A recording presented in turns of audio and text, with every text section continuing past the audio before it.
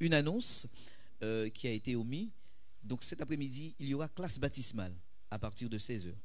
Merci.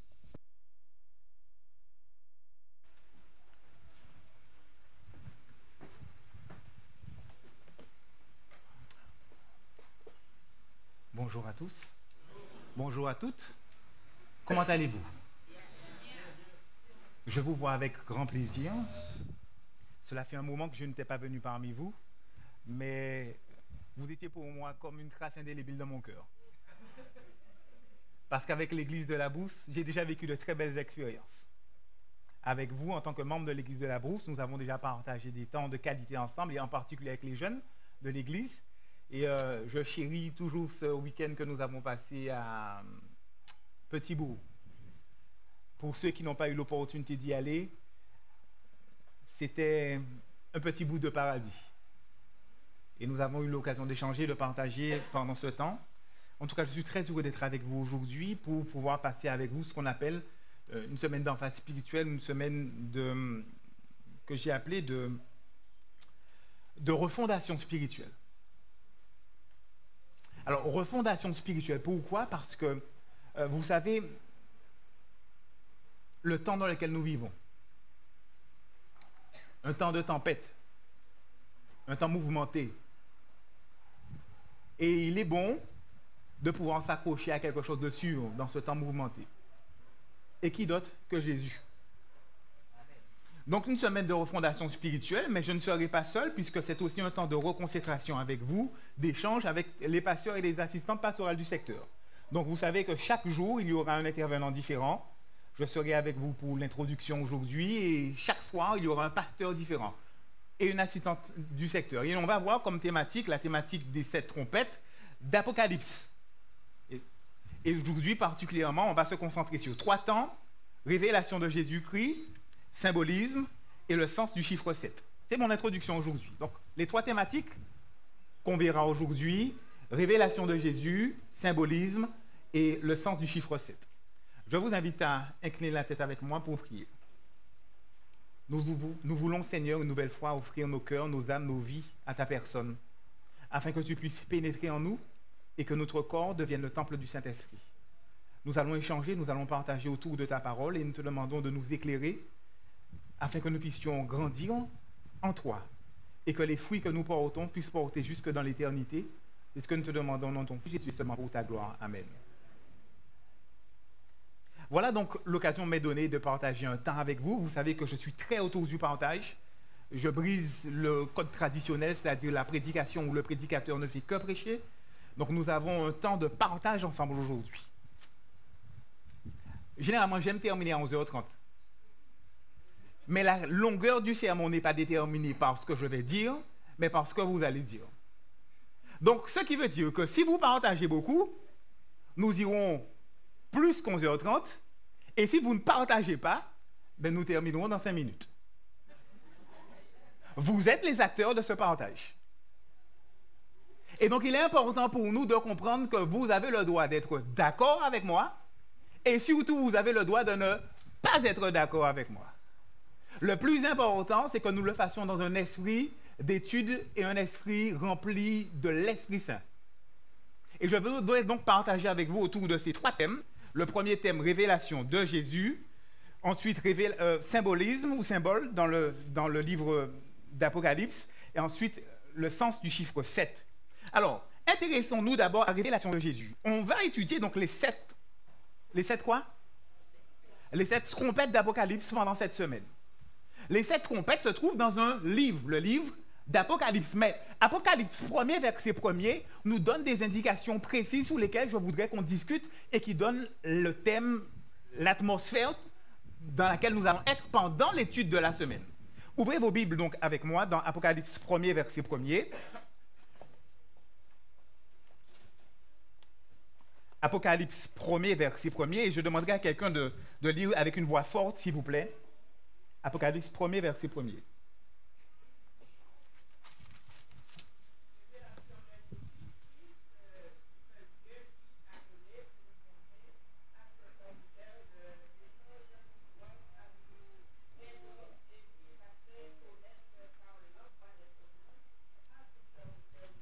Je te remercie beaucoup.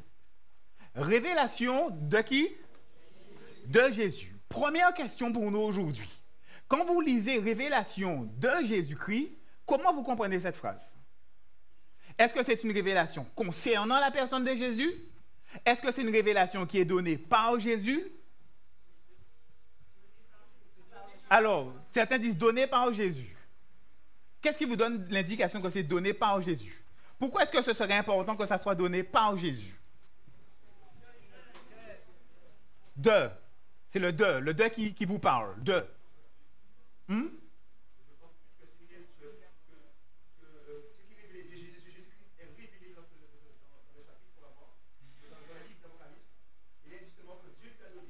Merci beaucoup. Remarquez très bien, c'est une révélation concernant la personne de Jésus. Que qui donne? Dieu, en parlant ici du Père, que le Père va donner à qui? À Jean, qui l'a donné, oui, mais pour qui? Pour qui? Ses serviteurs. Remarquez très bien ce qui se passe ici. Ce que nous allons faire pendant cette semaine n'est pas adressé à n'importe qui. Vous êtes avec moi? C'est adressé à qui? Aux serviteurs de Dieu. Quelles sont les caractéristiques du service à Dieu? C'est qui? C'est qui les serviteurs de Dieu? Quelles sont leurs caractéristiques? Ils sont fidèles. Fidèles à quoi? Fidèles à leur engagement avec Dieu. Donc, un premier élément. Quoi d'autre? Ils appartiennent à Dieu. OK? Ils sont soumis. Le sens de serviteur, d'accord? Ils sont soumis. Ils ne servent que Dieu. Oui, ça c'est bon serviteur, parce qu'il y a des serviteurs abistants. D'accord, donc le bon serviteur, il ne sert que Dieu. Donc on revient à, je ne sais plus qui a dit, appartenir à Dieu. C'est d'ailleurs toi qui en as parlé. D'accord? Ils portent leur nom. Ils portent la marque. Ils appartiennent à Dieu. Quelle est l'importance d'appartenir à Dieu selon vous? Quand on est son serviteur? On bénéficie de beaucoup de choses. De quoi est-ce qu'on bénéficie? De l'amour de Dieu, de son attention. De ce qui nous donne pour vivre, boire, manger, après qui. Et il nous protège aussi dans ces temps. Et il nous protège, d'accord? D'accord, donc il prend soin de nous. D'accord, quoi d'autre? Quelle est son importance? C'est important, c'est si important que ça d'être serviteur de Dieu? Qu'est-ce que tu as dit, sœur? Oui, il faut qu'on reste fidèle à Dieu.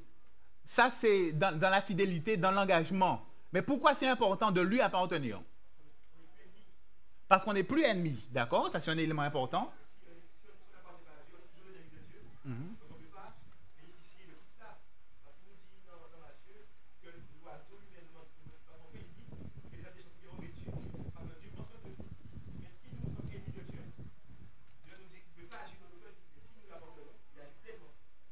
D'accord? Je rajoute à ce que vous avez dit.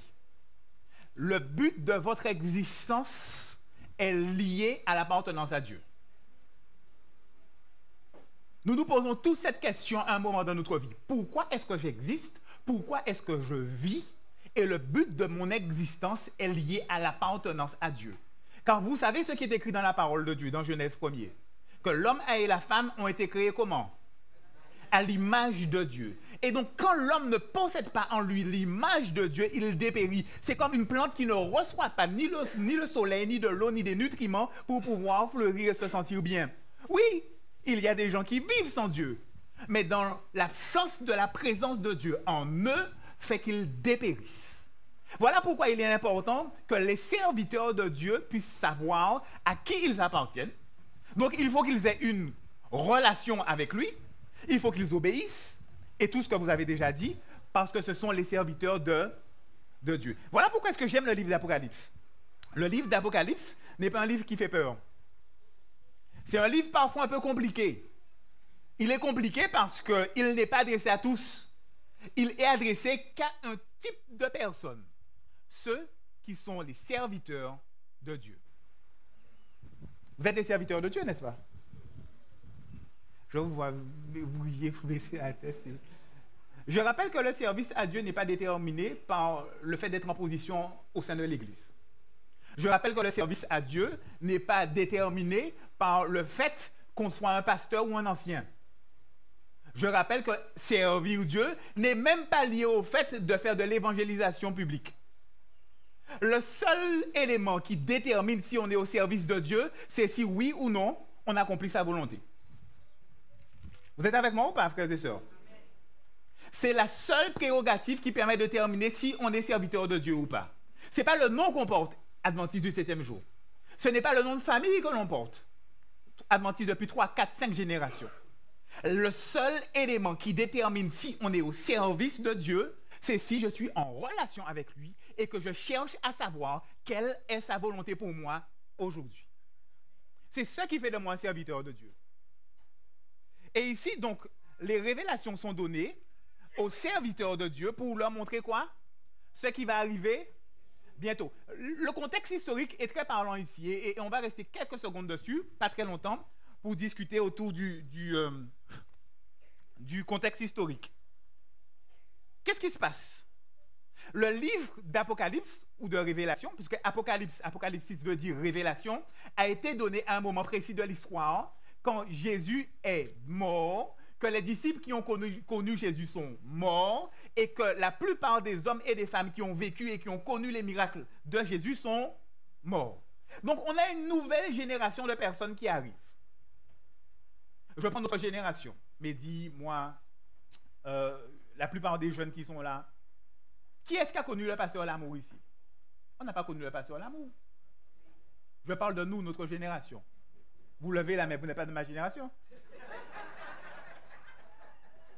J'ai rien contre vous, hein? Qui a connu le pasteur Ménard? On n'a pas connu le pasteur Ménard. On prend l'exemple de personnes qui ont œuvré. Encore Sablier, comme le nom de famille reste encore, puisque les enfants sont actifs dans l'œuvre. Ça nous parle encore. Mais qui a connu le pasteur Sablier? Alors moi, je suis issu de la fédération, un enfant de la fédération. Mes deux parents travaillant pour vous le savez. Je reconnais le pasteur Plumin ici. Je connais le pasteur Gustave. Mais ça ne nous parle pas. Les hommes qui ont formé et fondé l'Église d'aujourd'hui, ce sont des inconnus pour nous. C'est le même problème. Jésus est un inconnu pour les enfants qui sont nés après la mort des disciples et la mort des premiers survivants. Donc, ce sont des gens qui n'ont pas la connaissance du Jésus qu'on connaît quand on a touché Jésus. Premier élément. Deuxième élément, cette génération, elle est persécutée.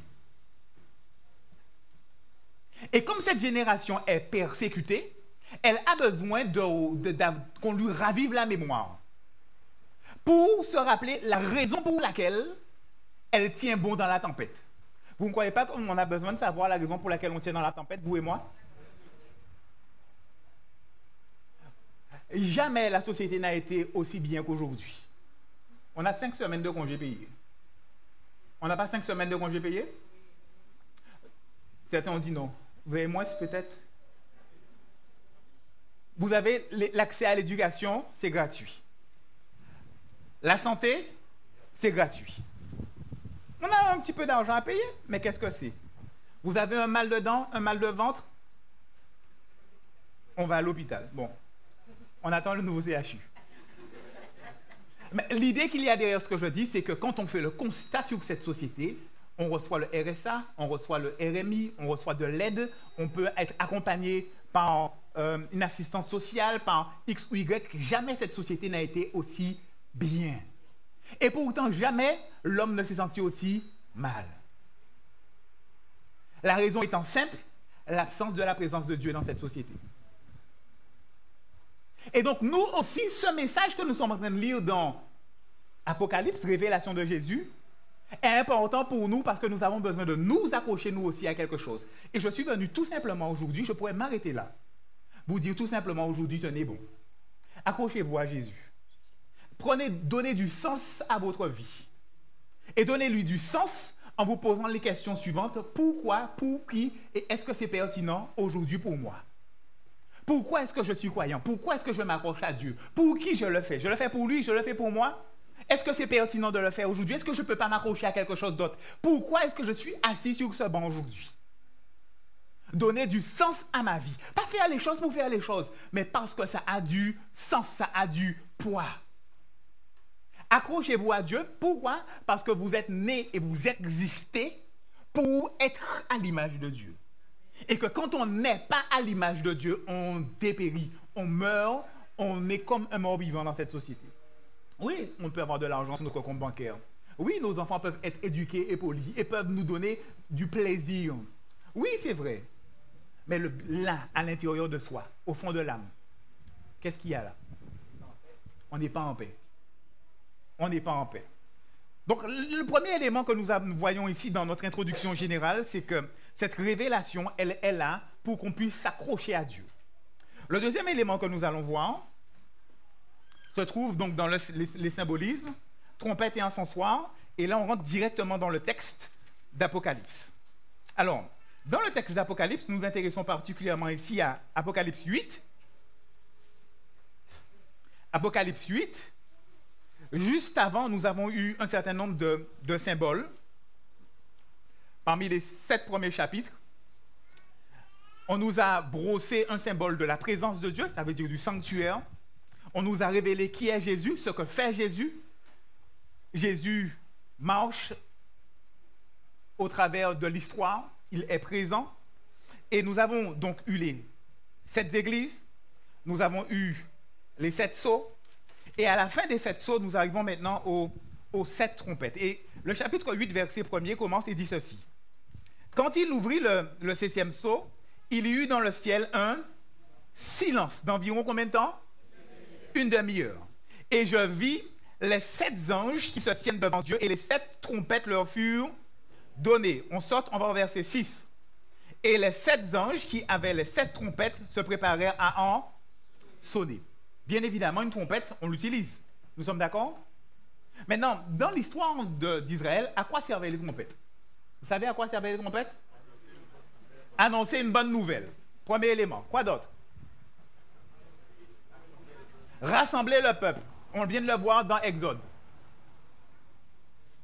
Qu'est-ce qui s'est passé à Jéricho? Annoncer le danger. Qu'est-ce que tu disais? C'est ce que tu disais aussi, d'accord.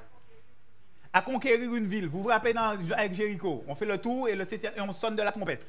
D'accord? La trompette a un sens profond, elle émet un son. Vous avez votre klaxon. Qu'est-ce que vous faites avec le klaxon? Vous l'utilisez pour quoi? Danger.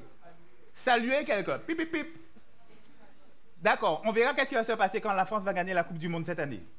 Allez-vous sortir, vous aussi, avec vos voitures et klaxonner dans la rue? Pour faire la fête? Pourquoi pas? Vous êtes libre de le faire. Mais en tout cas, c'est un symbole d'un esprit festif. Vous voyez, ce son-là, le son de notre klaxon, est le symbole d'une émotion ou d'une information que nous voulons communiquer. Et c'est la même chose ici pour les trompettes. Les trompettes, dans l'Ancien Testament, comme dans le Nouveau Testament, servent à annoncer, à donner une information. Et donc, il est important ici pour nous de comprendre que quand on ouvre le 7e sceau et qu'il y a la demi-heure de silence, remarquez le paradoxe. L'attente qu'il y a, une demi-heure.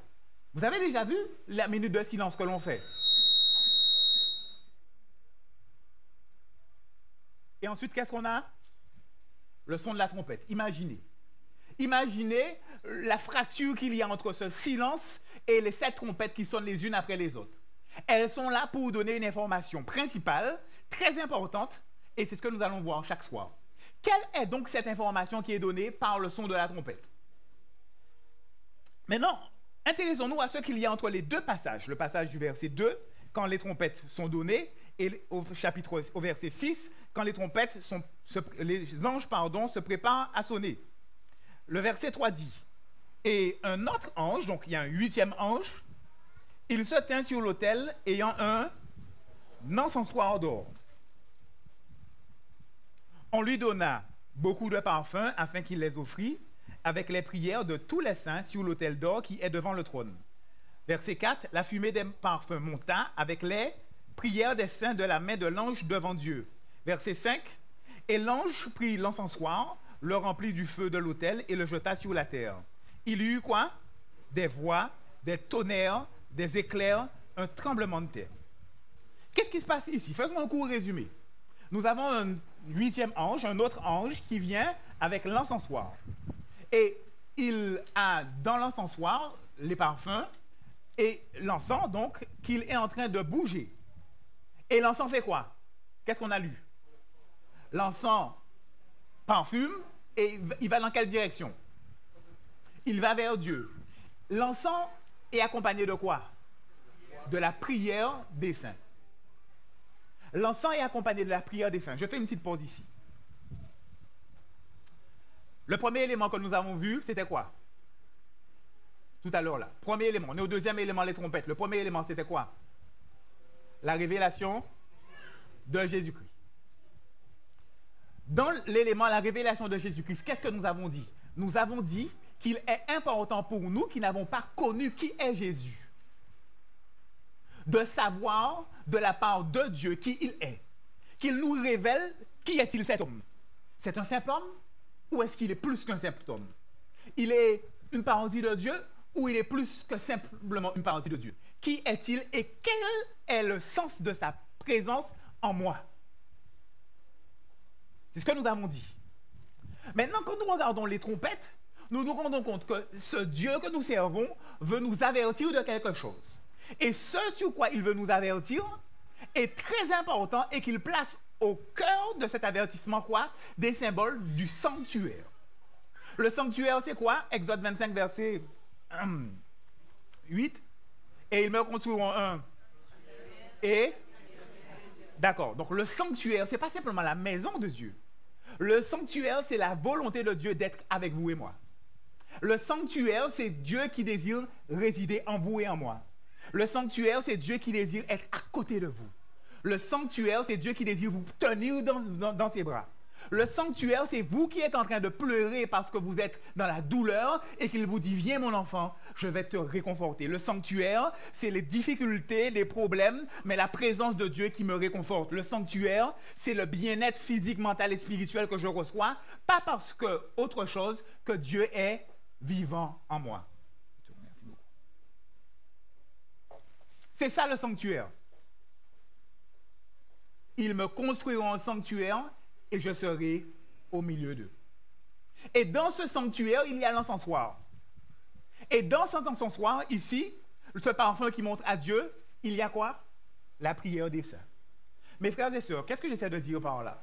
Je suis en train de nous dire ici tout simplement que si nous n'avons pas compris que notre voix est importante pour Dieu, nous n'avons pas compris qui est Dieu. Si nous n'avons pas compris que nous pouvons parler et exprimer à Dieu nos réussites, nos succès, nos envies, nos désirs, nos rêves, nos échecs et nos problèmes, nous n'avons pas compris que la prière de Dieu, la prière des saints, la prière de ceux qui sont les serviteurs de Dieu, Dieu y donne une attention toute particulière. Ésaïe 59, versets 1 et 2. Non, la main de l'Éternel n'est pas trop courte, ni son oreille trop dure, mais ce sont quoi? Nos péchés. L'avantage qu'il y a, c'est que Christ est mort pour nous. Et que même si nos péchés existent toujours, celui qui demande pardon est pardonné. Et que sa voix touche le cœur de Dieu. La révélation de Jésus est pour vous et pour moi aujourd'hui, afin que nous puissions nous rappeler que notre voix a un sens et que Dieu est intéressé par ce qu'il y a en dedans de vous. Ne gardez pas les choses là. Exprimez-le à Dieu. Parlez à Dieu. Dites-lui combien vous l'aimez. Dites-lui combien vous ne le supportez pas. Dites-lui combien est-ce qu'il vous est agréable. Dites-lui comment est-ce que vous ne comprenez pas le choix qu'il a fait pour vous. Parlez-lui, parce que la voix des saints est entendue, Dieu l'écoute. Or, qui est saint? Si ce n'est pas celui qui accepte, en dépit des conflits, en dépit des défis, de marcher envers et contre tous, la main dans la main avec Dieu. Nous allons terminer avec un dernier point. Le chiffre 7.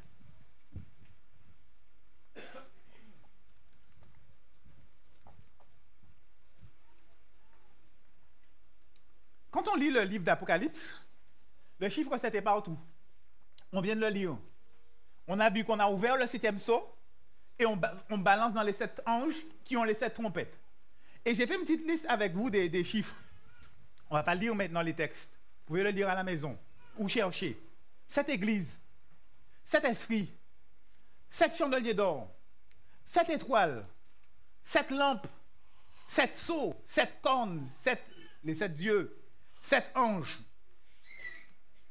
Oups, j'ai éteint. DJ. 7 trompettes, merci beaucoup. Merci beaucoup, Oni. 7 tonnerres, 7000 hommes, 7 têtes, 7 couronnes, 7 anges, 7 plaies, 7 coupes d'or, 7 montagnes, 7 rois. Le chiffre 7 est présent partout. Vous savez qu'est-ce que ça représente, le chiffre 7, n'est-ce pas? Ça représente quoi? La plénitude, la perfection. C'est complet. Mais d'où est-ce que ça vient? De la création de Dieu. Revenons un peu dans le sens du chiffre 7 dans le livre de Genèse pendant quelques secondes pour expliquer d'où ça vient et pourquoi nous avons besoin d'avoir en nous le sceau 777. Revenons un peu dans le livre de Genèse. Regardez avec moi ce qui est écrit dans Genèse 2, verset 4. La première partie. Genèse 2, verset 4. Voici les origines, nous dit le texte, des cieux et de la terre, quand ils furent créés. Le mot ici, origine, d'accord, littéralement, ce n'est pas le mot origine. En hébreu, c'est le mot toléot qui veut dire le mot généalogie. Voici donc quoi? La généalogie des cieux et de la terre quand ils furent créés. Cette généalogie, on nous la donne juste avant, puisque c'est la conclusion. Quelle est-elle? Premier jour, il a été donné le jour et la nuit. Deuxième jour, a été donné la mer et le ciel. Troisième jour, la terre et la végétation. Le quatrième jour, le soleil et la lune. Le cinquième jour, quoi? Les oiseaux et les poissons. Sixième jour, les animaux de la terre et les humains. Et le septième jour, le sabbat. Donc, on nous donne la généalogie de la terre, mais comme ça ne fait pas partie de notre culture, nous, Européens, donc on l'a traduit comme étant les origines. On est d'accord? Mais puisque le chiffre 7 apparaît ici dans la première généalogie, intéressons-nous à voir comment est-ce que ça se développe dans les autres généalogies du livre de Genèse. Si vous tournez vos pages, dans Genèse 4, 17 à 24. Dans la généalogie, on peut la lire ensemble. Alors, Genèse 4, à partir du verset 17. D'accord? Donc, Caïn est l'enfant d'Adam, le premier. Et qu'est-ce qu'il y a derrière? Il a un enfant qui s'appelle comment? Enoch. Enoch a un enfant qui s'appelle comment? Non, Irad. Irad a un enfant qui s'appelle comment? Méhujaël a un enfant qui s'appelle comment? Métusaël a un enfant qui s'appelle comment? Lémec. Et ici, il y a une pause sur les mecs. Regardez ce que j'ai mis avec nous, pour nous, s'il vous plaît, sur l'écran. Les mecs est le numéro combien? 7. Le numéro 7. Et ici, l'histoire s'arrête ici, dans la deuxième généalogie de Genèse, pour parler de quoi? Pour parler de Lémec. Maintenant, quand on prend le temps de regarder qu'est-ce qui se passe avec Lémec, vous vous rappelez de Lémec? Il va avoir 2 femmes, on est d'accord? Il va avoir des enfants, pardon. Et qu'est-ce qui se passe avec Lémec au verset 24? Caïn sera vengé combien de fois? 7 fois. Et Lémec combien de fois? 77 fois. Combien de fois le chiffre 7 apparaît ici? 3 fois. Ici, 77, c'est 7 plus 7. On est d'accord? Non, c'est pas le chiffre, les deux chiffres collés, c'est 7 et 7. Et en hébreu, ça veut dire 7 dizaines et 7 unités. Donc, dans la deuxième généalogie, on a encore le chiffre 7 qui revient. On est d'accord? On regarde maintenant la troisième généalogie, celle de Genèse 5. Dans Genèse 5, on ne va pas tout lire, ou si vous voulez lire, on peut lire aussi, mais c'est un peu long. On commence avec Adam, bien évidemment. Et Adam a un fils qui s'appelle comment, verset 6? Il s'appelle Seth. Seth a un enfant qui s'appelle comment? Enoch. Enoch a un enfant qui s'appelle comment, verset 9? Kenan. Kenan a un enfant qui s'appelle comment? Ok, et ça continue comme ça, sauf que, remarquez le chiffre 7, Enoch, et la généalogie continue 8, 9 et 10 avec Noé. Mais qu'est-ce que l'auteur fait ici pour le personnage numéro 7? Il fait une pause. Tous les autres, on ne connaît rien de leur vie. rien de leur histoire. Mais là, le chiffre 7, il fait une pause. Et dans ce chiffre 7, qu'est-ce qui se passe? Qu'est-ce qu'il nous dit sur ce fameux Enoch dans Genèse 5, à partir du verset 22? Enoch, après la naissance de Métuchéla, il fait quoi? Il marcha avec Dieu 300 ans, il engendra des fils et des filles. Verset 24, Enoch marcha avec Dieu, puis il ne fut plus. Pourquoi? Parce que Dieu le prit. L'auteur va plus loin dans la généalogie. On est dans la 3e, on se rappelle. Mais contrairement à tous les autres personnages, il fait une pause sur ce personnage. Et il nous donne un élément très important concernant le chiffre 7. Il nous dit que cet homme-là, le 7e de la génération, était quoi? Il était spécial. Il était différent. Il marchait avec Dieu. Il avait une relation avec Dieu. Et le résultat de cette relation avec Dieu, c'est que Dieu le prit. Dieu le prit. Et il y a d'autres généalogies dans la Bible. Toujours dans Genèse. Alors, je vous soulage parce que c'est très long à lire. Genèse 46, versets 8 à 27. Genèse 46, versets 8 à 27. Alors, dans cette généalogie, qu'est-ce que nous avons? Nous commençons par le premier des enfants, qui s'appelle Ruben, au verset 9. On est d'accord? Ruben. Ruben a un certain nombre de fils. Verset 9, comptez avec moi, s'il vous plaît. Enoch, Palu, Herzon et Carmi. Ça fait combien de fils? 4. Maintenant, si on continue, Siméon, verset 10, il a combien de fils? Il en a 5. Vérifiez bien. Hein? Il en a 6. Le troisième fils s'appelle Lévi. Il a combien d'enfants? 3. Le quatrième fils s'appelle Judas. Combien d'enfants qu'il a? 5, c'est très bien. Le prochain, c'est qui? Issachar. Issachar a combien de garçons? Il en a 4. Ensuite, nous avons le 6e fils, c'est qui? Zabulon. Et il a combien de fils? 3. Alors, on va arriver au 7e fils. Il aura combien de fils? Ok, vous avez compris. Le 7e fils s'appelle Gad et il a combien de fils? 7. Ok, ceux qui connaissent un peu l'hébreu, le mot Gad est composé de 2 chiffres. Le guimel, le G qui veut dire 3 et le dalet qui veut dire 4. Ça veut dire que le prénom de Gad veut aussi dire 7. Vous êtes avec moi? Maintenant, le 8, c'est Aser, on ne va pas tout lire. Il a 4 fils. Joseph, le 9, il a 2 fils. Le 10, c'est Benjamin, il a 10 fils. Le 11e, c'est Dan, il a 1 fils. Et le 12e, c'est, il arrive, Nephtali, il a 4 fils. Alors, ici, nous avons des éléments supplémentaires. Nous voyons que le 7e fils a 7 fils. Et que son nom veut dire 7.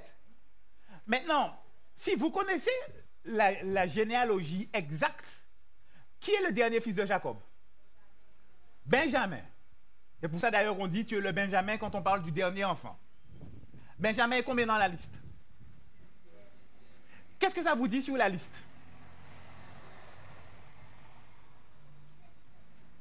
Quelle information ça vous donne sur la liste?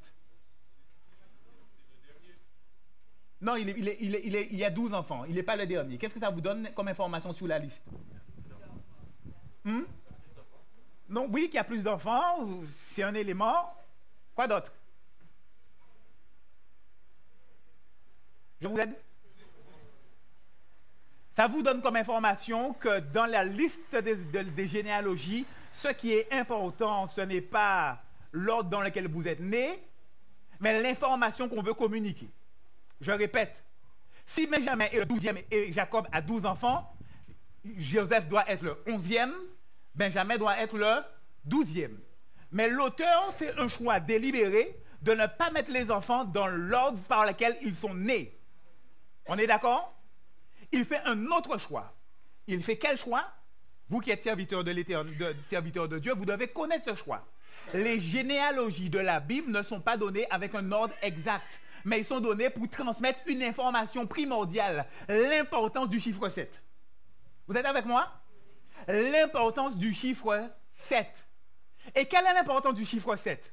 Le chiffre 7 est le symbole de la complétude, de la perfection, de ce qui est accompli. Et donc, il fait le choix de mettre dans un ordre désordonné pour nous rappeler que nous pouvons avoir autant d'enfants que nous voulons. Nous pouvons faire ce que nous voulons sur la planète Terre. Il y aura toujours l'exercice de la volonté de Dieu sur cette planète. C'est ça l'information des généalogies. Peu importe qui gouverne, qui est président, qui est gouverneur, qui est le pasteur, qui est le président de la fédération ou de l'union, ce qui est important, c'est que Dieu continuera de s'occuper des affaires de la terre. Et les généalogies ont un code qui nous permet de nous rappeler cet élément-là, ça. Je vais vous donner un exemple concret. Ça n'existe presque plus aujourd'hui. Mais moi qui suis moitié guadeloupéen, moitié martiniquais, ma mère étant de la Martinique, quand j'allais en Martinique, on m'appelait souvent, tu es le fils de Renard. Renard, c'est mon grand-père. Je suis le fils de Renard. Non, je ne suis pas le fils de Renard. C'est qui? C'est ma mère qui est la fille de Renard. Mais on m'appelle fils de Renard. Pourquoi? Parce qu'il y a ici une liaison que nous faisons, parce que nous faisons partie de la même famille. Les gens savaient que je suis son petit-fils. Mais regarde, où c'est Timoun un tel? On ne fait plus ça maintenant. Mais il se fut un temps où on ne faisait pas la différence dans la façon de parler entre les enfants, petits-enfants et arrière-petits-enfants. On disait tu es le fils de un tel. Et c'est pas ce qu'on fait pour les enfants d'Israël. Ils ne sont pas tous les enfants d'Israël, ils ne sont pas tous les enfants de Jacob, mais on les appelle tous les enfants de Jacob, les enfants d'Israël. Et donc, qu'est-ce qui se passe ici? Il se passe ici que cette dynamique continue même dans le Nouveau Testament. On va sauter ça pour conclure. Dans Matthieu 1, versets 2 à 16. Et on termine sur ça.